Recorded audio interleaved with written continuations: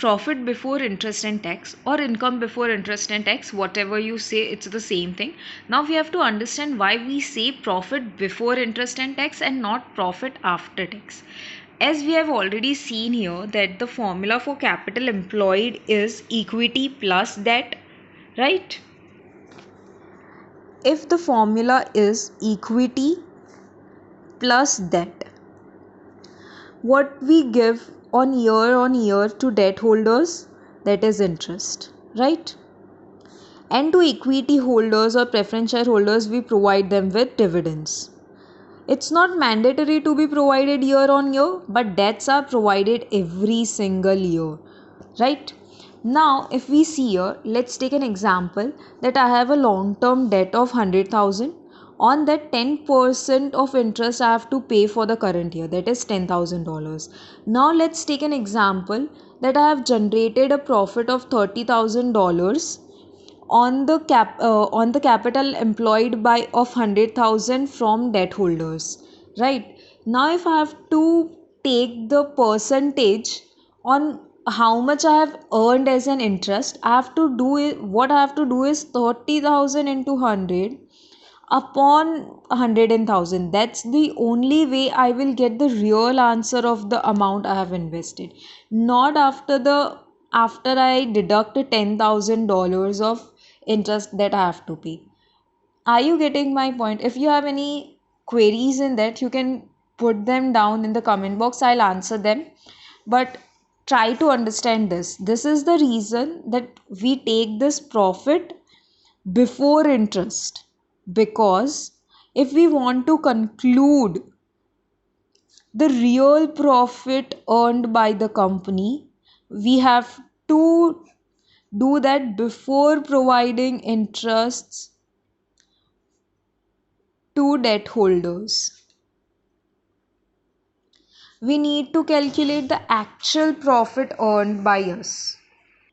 Real profit, that is before providing interest to debt holders.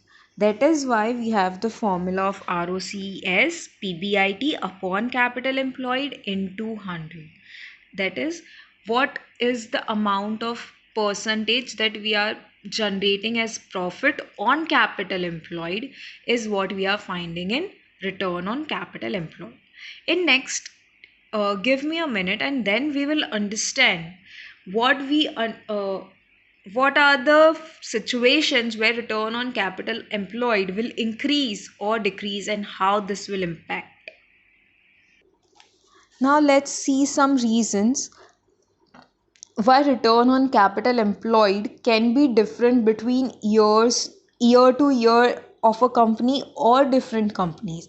First is the basic simple difference that it ROCE will differ from industry to industry.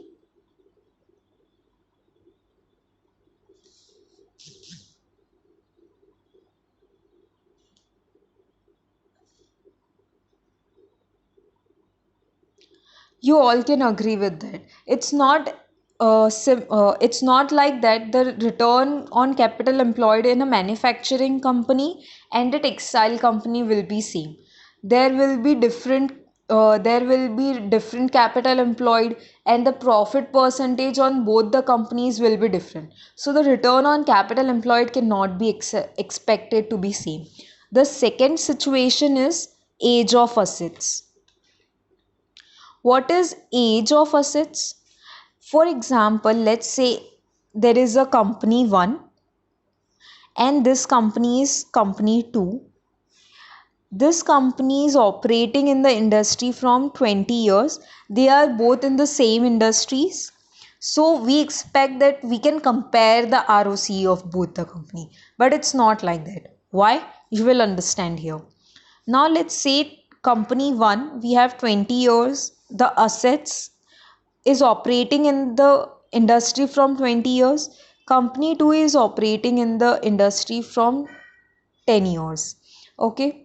Now let's suppose the assets that the company 1 has purchased was 20 years ago. They have not updated their assets till now. And the company 2 has purchased their assets 10 years ago when they started their company. Okay, so when you calculate the ROCE for this company and this company, it will be different. Why?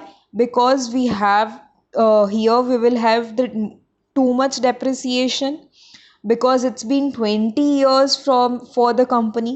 And when we go for capital employed, the capital employed amount will be low, whereas in company 2 the depreciation amount will be less, because of which the value of the asset will be high. And the value of the asset will be high, because of which the when you calculate ROCE, the amount in the capital employed will be higher than the company 1.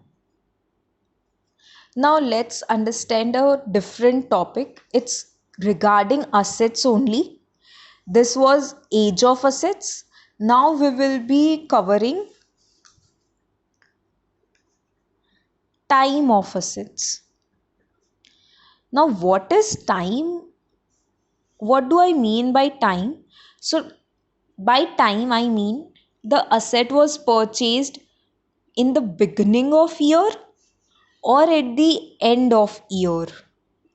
If it was purchased in the beginning of year, it would have the amount of depreciation in it, and it might have gotten the opportunity to increase the profit of the company for which it was purchased. But if the asset is purchased at the end of the year, there would be no depreciation in it, and the asset didn't got the opportunity to increase the profit of